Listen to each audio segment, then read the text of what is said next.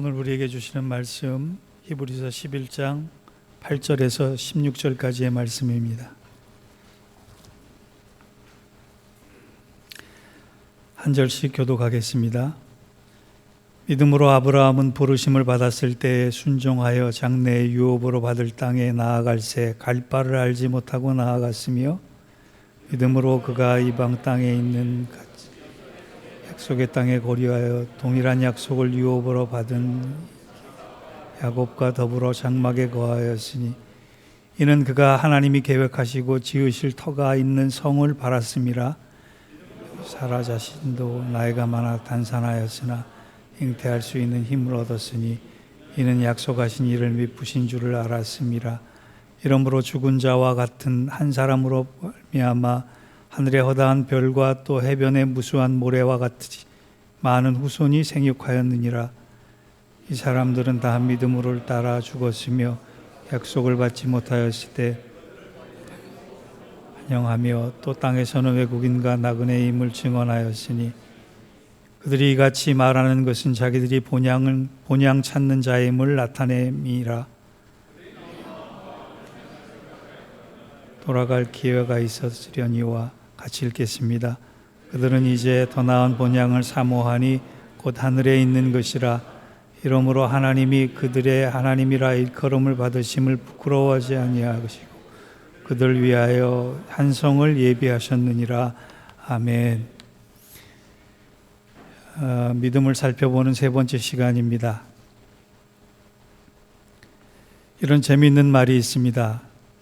지금 당장 최고로 좋은 금은 현금 또는 환금이다 라고 하는 말이 있고, 지금 당장 없으면 죽는 금은 지금이다 라고 하는 말이 있고, 결코 과거로 돌아가고 싶지 않은 무지하게 좋은 금은 늙음이다.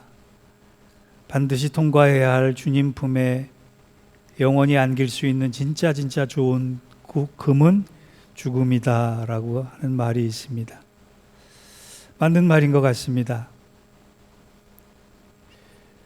얼마 전에 죽음을 살다라고 하는 책을 읽었는데, 그 책을 보면 말기 환자로 죽음을 앞둔 사람들이 제일 하고 싶어 하는 것이 있다 그래요.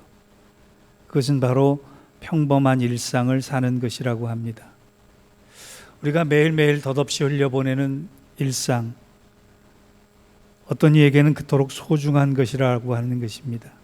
그래서 우리는 매일매일을 잘 살아야 하는 것입니다. 매일매일을 살 때 우리가 생각하는 것은, 먹고 사는 문제가 인간에게 가장 중요한 문제라고 하는 생각을 할 수가 있는데, 여러분, 우리 그리스도인들에게 있어서 먹고 사는 문제보다 더 중요한 문제가 있어요. 그것은 바로 영생의 문제고 구원의 문제고 은혜의 문제고 믿음의 문제입니다.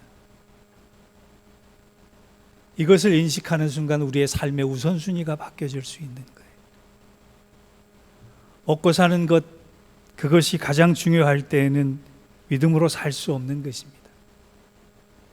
먹고 사는 것, 그 문제가 나에게 가장 큰 과제가 됐을 때 우리는 은혜를 거들떠보지도 않을 수 있다는 거예요.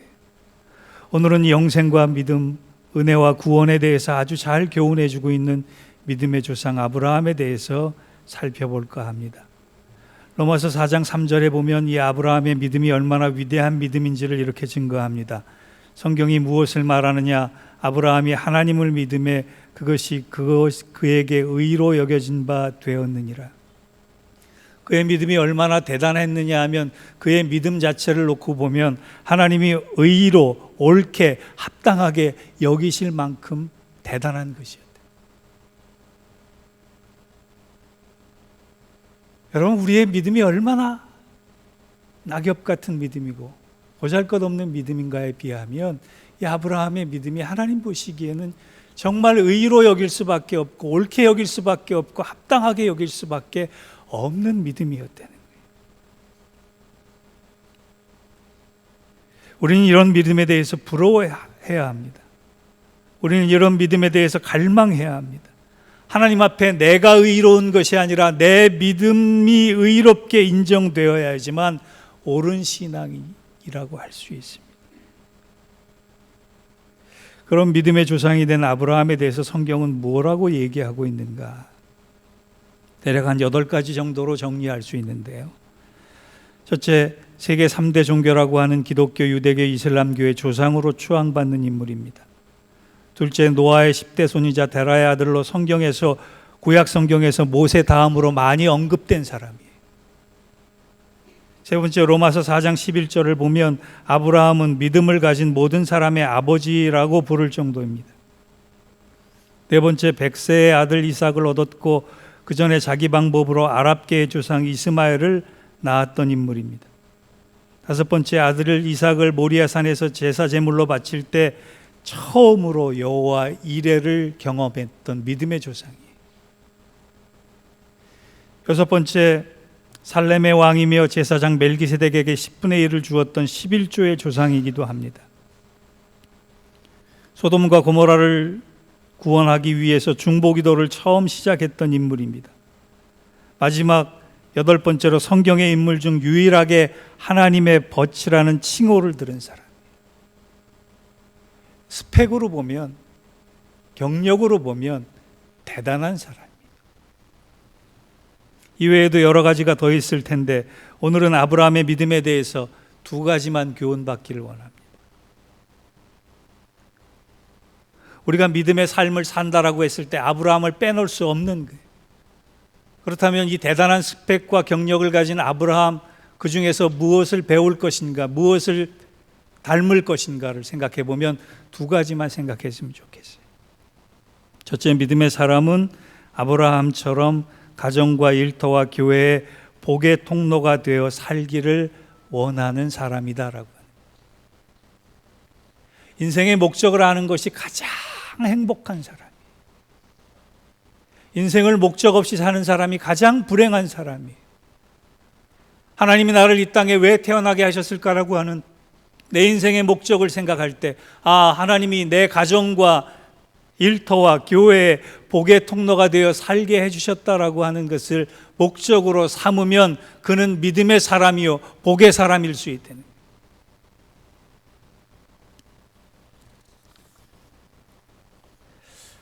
여러분 혹시 왜 성경에서 본받을 만한 많은 사람들 중에 아브라함을 믿음의 조상이라고 말하는가라고 하는 것을 그 이유에 대해서 생각해 보신 적이 있나요?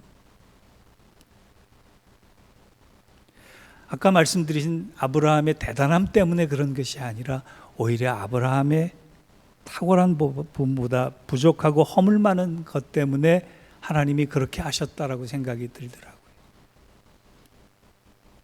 그가 믿음의 조상이 될 수 있었던 것은 특별하기 때문이 아니고 탁월하기 때문이 아니라는 거예요. 그는 대단한 믿음을 처음부터 가져서가 아니라 믿음이 부족하고 허물 많은 사람이었기 때문에 하나님이 그를 복의 근원이 되게 하셨다라고 하는 것이고, 아브라함은 그 약속을 놓치지 않고 살았다는 거예요. 예를 들어 볼까요? 아브라함은 쉽게 말해 금수저로 태어난 사람이 아닙니다. 그의 환경은 대단히 열악하고 부족하고 좋지 않았다는 증거가 성경 곳곳에 나옵니다. 첫째, 아브라함은 부모로부터 훌륭한 믿음을 전승받지 못했어요. 저는 3대째 기독교의 집안에서 자라서 2 아들이 목사가 된 아주 행운아입니다. 부모로부터 믿음을 물려받는다는 것처럼 귀한 축복이 없어요. 그런데 아브라함의 아버지 데라는 우상의 형상을 만드는 직업을 가졌던 사람이에요. 아브라함은 부모로부터 믿음을 물려받지 못한 사람이란 뜻이에요. 또 아브라함의 부족한 모습을 볼까요? 아브라함은 가난이 지긋해서인지 하나님의 뜻이 있는 가나안 땅보다는 돈을 먼저 벌 수 있는 하란 땅을 먼저 택했던 사람이에요. 욕망의 사람이라는 거예요. 세 번째로 아브라함 목숨 연명을 위해서 2번씩이나 아내를 누이라고 속여서 팔았던 비열한 사람. 아브라함이 대단한 사람이라고만 알고 있으면 잘못된 겁니다. 아브라함은 비열한 사람이에요. 또 편법으로 아들을 낳은 육적인 사람이에요. 하나님은 아브라함의 이런 모습에 대해서 실망하셨는지 13년 동안 아브라함과 대화조차도 안 했던 세월이 있어요. 한마디로 아브라함의 부족한 모습과 허물 많은 모습은 우리와 똑같다라고 하는 거예요. 그런 차원에서 아브라함이 닮기 어려운 사람이 아니라 우리는 쉽게 닮을 수 있는 사람이라는 겁니다. 하나님의 부름을 받고도 40년 동안 중대하게 실수를 범한 적이 9번이나 될 만큼 그는 죄가 많은 사람이었어요. 그런데 그가 믿음의 조상이 될 수 있는 터닝 포인트가 있었습니다. 우리가 그것을 배우면 돼요. 아브라함의 탁월성과 대단한 믿음을 보고 배우기 이전에 아브라함처럼 죄 많고 허물 많은 사람이 가졌던 터닝 포인트, 신앙의 기회를 보고 배우면 우리 또한 아브라함처럼 복의 근원이 될 수 있고 복의 통로가 될 수 있다는 거예요. 그것이 뭐냐? 바로 뉘우침의 회개와 감사의 예배라는 거예요. 그가 40년 동안 엉망으로 살다가 잘한 것, 그것이 뉘우침의 회개와 하나님 앞에 감사의 예배를 드렸다는 거예요. 그게 창세기 13장입니다. 여러분, 회개와 감사가 없는 자리에 무엇이 싹 트는지 아세요? 자기의라고 하는 거예요. 믿음의 반대말은 불신이 아닙니다. 자기의입니다. 그래서 C.S. 루이스는 이런 얘기를 했습니다. 자신이 신앙생활한다는 사실 때문에 스스로 선한 사람이라고 느껴질 때가 있다면 그것은 하나님을 따르는 것이 아니라 악마를 따르고 있는 것이다.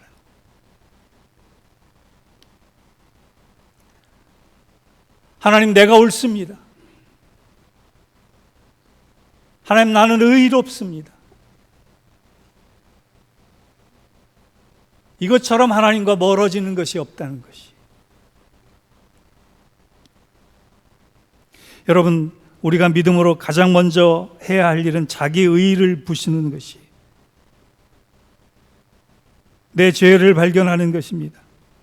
그리고 그 내 죄가 있던 자리에 십자가에 의해 하나님의 의의를 심어야 하는 것입니다. 그것이 회개고 그것이 예배예요. 회개는 단순한 뉘우침이 아닙니다. 예배는 단순한 감사가 아닙니다. 내 의의를 가지고 하나님의 약속이 내 정체성을 바꾸는 거예요. 아브라함이 그것을 잘했다는 것입니다. 처음부터 완벽한 인간이 아니라 허물 많고 죄가 많았지만 그는 뉘우침의 회개와 감사의 예배를 통해 자기 정체성을 바꿔갔다는 거예요. 그것이 믿음이 됐고 하나님이 옳게 여기실 만한 의의가 됐다라고 하는 것입니다. 창세기 13장 1절과 4절을 보면, 1절에서 4절을 보면 이런 말씀이 있어요. 아브라함이 애굽에서 그와 그의 아내와 모든 소유와 롯과 함께 네겝으로 올라가니 아브라함에게 가축과 은과 금이 풍부하였더라. 그가 네겝에서부터 길을 떠나 믿음의 베델의 이름에 베델과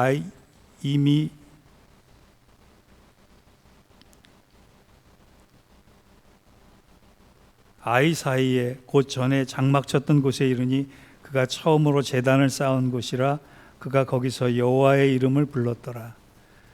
승현아, 물 좀 줄. 제가 몸 컨디션이 안 좋으면요, 목이 좀 말라서 죄송합니다.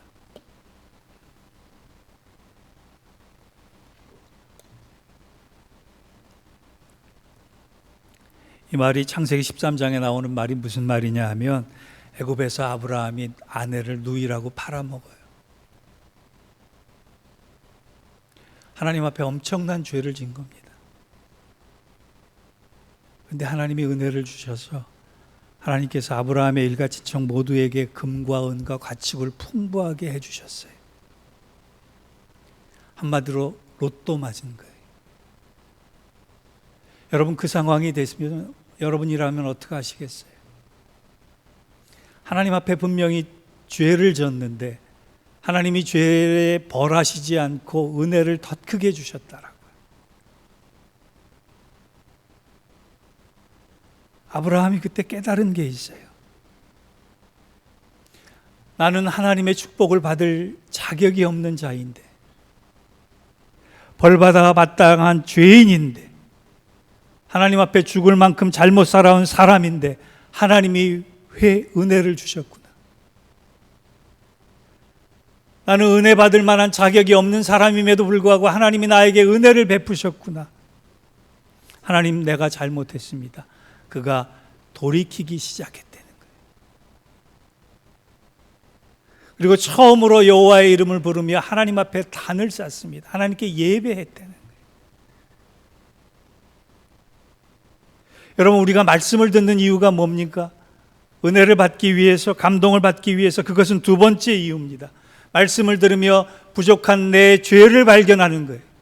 내 허물을 발견하는 거예요. 그리고 돌이켜서 회개하는 것입니다.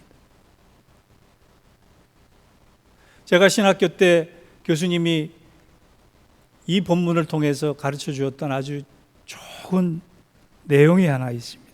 저는 그걸 평생 잊지 못해요. 교수님께서 뭐라고 가르치시냐면, 여러분, 한 학생이 나에게 이런 질문을 했습니다. 하나님은 사랑의 하나님인데 어떻게 아버지가 아들을 죽여서 제물로 바치라고 할 수 있습니까? 하나님은 잔인한 하나님입니다.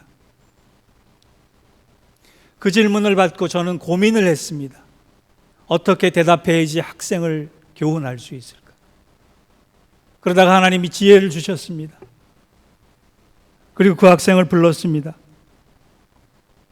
내가 진지하게 고민하고 기도해 봤는데 하나님께서 정말 아브라함이 외아들 이삭을 죽여 제물로 바치기를 원했다고 생각이 드는지 너도 한번 다시 생각해 봤으면 좋겠다.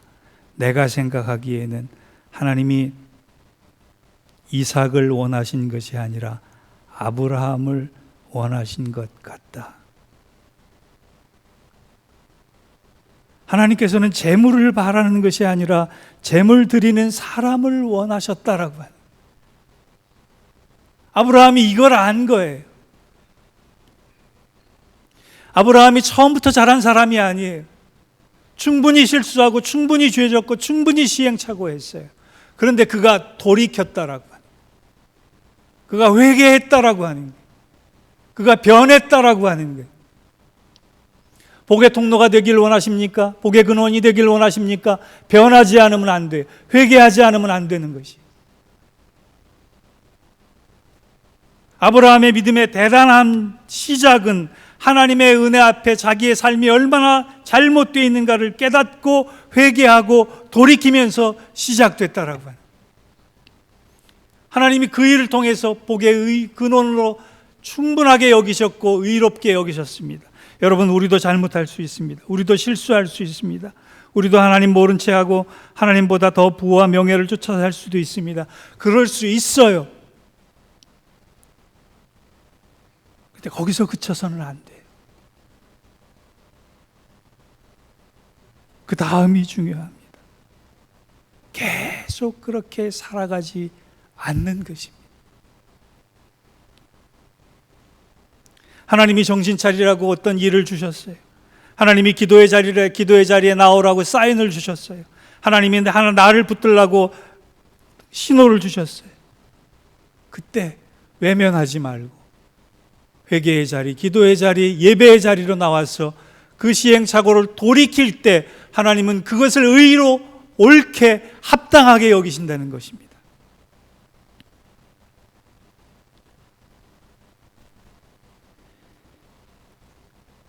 오늘 말씀을 들으면서 여러분의 소원을 점검해 보기를 원합니다. 아브라함처럼 비열하게 편법으로 욕망을 얻으면 다다라고 생각하기 이전에 하나님, 내가 돌이키길 원합니다. 내가 새롭게 되길 원합니다. 내가 회개하길 원합니다. 그 이런 허물 많은 나의 모습을 하나님 받아주실 줄 믿습니다. 변화된 나의 모습을 통해서 나의 가정과 교회와 일터에 복된 인생, 축복의 통로가 되어서 살겠습니다 라고 결단하고 그렇게 살아갈 때 하나님은 여러분들을 참으로 놀라운 모습으로 축복해 주실 것입니다. 그 은혜와 축복이 우리 모두에게 함께하길 주의 이름으로 축원합니다. 두 번째, 믿음의 사람이란 우리가 가야 할 더 나은 본향을 향해 이 땅에서의 삶도 믿음으로 잘 살아내는 것입니다. 설교를 준비하며 예전에 메모해놨던 한 구절이 떠올랐어요. 죽음만큼 강렬한 설교는 없다라는 말이에요.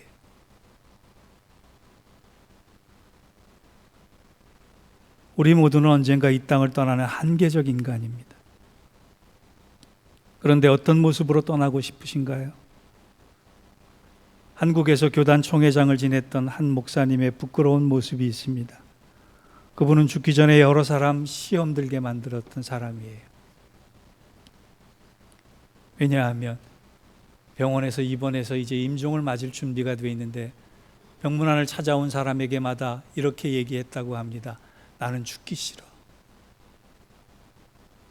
왜냐하면 천국이 믿어지지 않아. 평생 목회하고 평생 설교했던 목사님마저 그런 모습으로 죽음에 대한 두려움을 극복하지 못하는데, 여러분, 그것이 그분만의 모습이겠습니까? 우리의 모습이기도 합니다. 내가 이 땅을 떠나는 한계적 인간임을 인식하는 순간에 우리는 이 땅에서의 삶을 다르게 살 수 있습니다. 아브라함은 그것을 잘했어요. 아브라함은 고향과 본향을 최초로 구분한 사람이에요. 그것이 오늘 본문 히브리서 11장 15절에서 16절입니다. 함께 읽기를 원합니다. 히브리서 11장 15절에서 16절. 자, 같이 한번 읽어볼까요? 시작. 그들이 나온 바 본향을 생각하였더라면 돌아갈 기회가 있었으려니와 그들이 이제는 더 나은 본향을 사모하니 곧 하늘에 있는 것이라. 이러므로 하나님이 그들의 하나님이라 일컬음을 받으심을 부끄러워하지 아니하시고 그들을 위하여 한 성을 예비하셨느니라. 여기 보면 두 가지 종류의 고향이 나오고 있습니다. 하나는 15절에 나온 바 본향이고 또 하나는 16절에 더 나은 본향이에요. 나온 바 본향은 내가 태어나고 자라고 내 부모님이 계셨던 육적인 고향을 말하는 것이고, 더 나은 본향이란 하늘에 하나님이 예비해 놓으신 우리가 돌아가서 영생할 천국입니다. 아브라함은 그것을 구분해서 살았고 따로 인식해서 살았고, 내가 살아갈 이 땅이 영원한 나의 본향이 아니라 내가 죽어서 갈 하나님과 동행할 영원한 천국이 내가 가야 할 곳이다라고 하는 것을 인식하고 살았던 것이에요. 하나님께서 창세기 12장에 아브라함에게 나타나셔서 하신 첫마디 말씀이 육적인 고향을 떠나라라고 하는 것입니다. 당시 그가 떠나야 할 갈대아우르는 지금으로 따지면 뉴욕 한복판 맨하튼 같은 문명의 중심지예요. 왜 하나님이 그것을 떠나라 하셨을까요? 그것은 그곳에는 영생과 구원이 없었기 때문이에요. 여러분, 주보를 펴보시면 오늘자 목양 칼럼에 제가 이렇게 적었습니다. 세계적으로 유명한 모델이자 패션 디자이너며 작가인 인도의 크리스다라고 하는 여인이 불행하게도 암에 걸리게 되었는데, 그녀가 임종 이틀 직전에 자신의 심경을 다른 사람에게 이렇게 전했다고 합니다.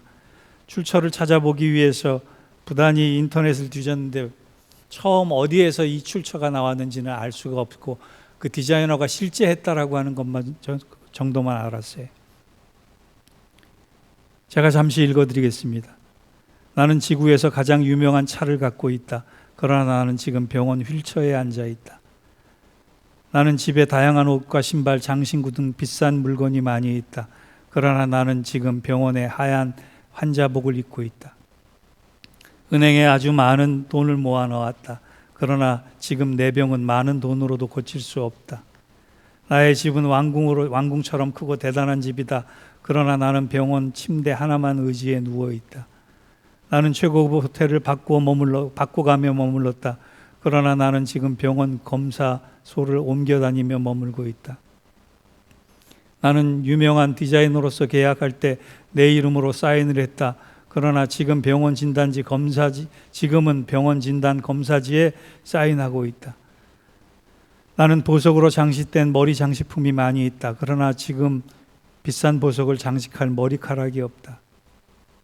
나는 자가용 비행기가 있어서 어디든 타고 갔다. 그러나 지금은 간호사의 두 팔로 밀어주는 휠체어에 앉아 있다. 내게 먹고 마시는 값비싼 식품들이 많이 있다. 그러나 지금 나는 병원에서 약 먹을 물만 필요하다. 나에겐 보석, 비싼 장식품, 많은 돈, 좋은 차도 있지만 지금 나를 보호해 줄 수 있는 것은 아무것도 없다. 그리고 이 글을 쓴 이틀 후에 그녀는 죽었습니다. 아무리 많은 것을 가져도, 아무리 많은 것을 소유해도 그것이 우리의 영생과 구원을 보장해 주는 것은 아닙니다.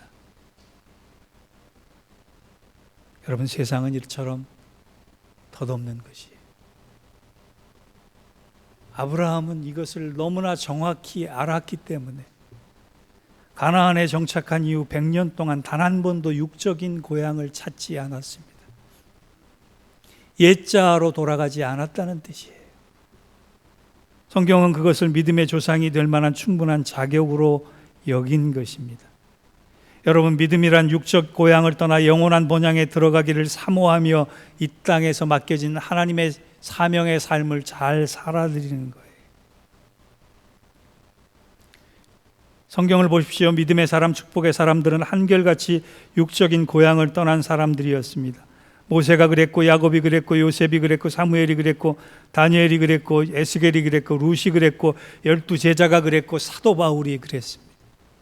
이제 우리 차례입니다. 하나님은 우리가 더 나은 본향을 사모하면서 살기를 원하십니다. 이 말은 고향을 버려라, 고향에 가지 마라, 부모와 형제들과 연을 정리하라는 뜻이 아닙니다. 내가 언젠간 돌아갈 천국, 영원한 고향인 그곳을 가기 위해서 이 땅에서 그곳에 이르기까지 하나님 주신 사명을 잘 감당하며 믿음을 잘 지키며 은혜 안에서 하나님 보시기에 잘 사는 사람이 되어서 살아가는 것입니다. 저는 요즘 누가 정말 천국 갈지 가짜 같은 그리스도인이 세상에 너무나 많다는 생각을 자주 합니다. 이제 결론을 말씀드립니다. 저는 말씀을 정리하며 두 가지 결단을 했습니다. 언젠가 죽을 인생, 하나님 만날 준비 위에 순간순간 일상을 잘 살아야겠다라고 하는 다짐이고, 또 하나는 그토록 보고 싶은 사람들을 만나기 위해 이 땅에서 맡겨주신 사명과 믿음을 잘 지켜나가야겠다라고 말입니다. 저의 결단이 여러분의 결단이 되기를 원합니다. 성도 여러분, 우리도 아브라함처럼 온 세상을 위한 복의 통로로 부름받은 사람들입니다. 이 복은 썩어질 복이 아니라 영원한 복입니다. 하나님을 향한 열정과 사랑과 순종으로 날마다 영원함을 바라보며 영원에 대한 사모함을 잃지 말고 이 땅에서의 귀한 삶을 잘 살아드릴 수 있는 우리 모두가 되기를 주의 이름으로 축원합니다. 기도하겠습니다. 하나님, 아브라함의 앞에는 믿음으로라고 하는 수식어가 붙었음을 압니다. 우리 또한 믿음으로 이 땅을 잘 살아드리게 하시고 하나님 원하시는 믿음의 모양과 믿음의 내용과 믿음의 능력과 권세를 잘 붙들어서 이 땅에서 영원한 본향에 이르기까지 하나님 기뻐하시는 삶 잘 감당하며 살아갈 수 있는 복의 통로가 되게 하여 주옵소서. 예수님의 이름으로 기도하옵나이다. 아멘.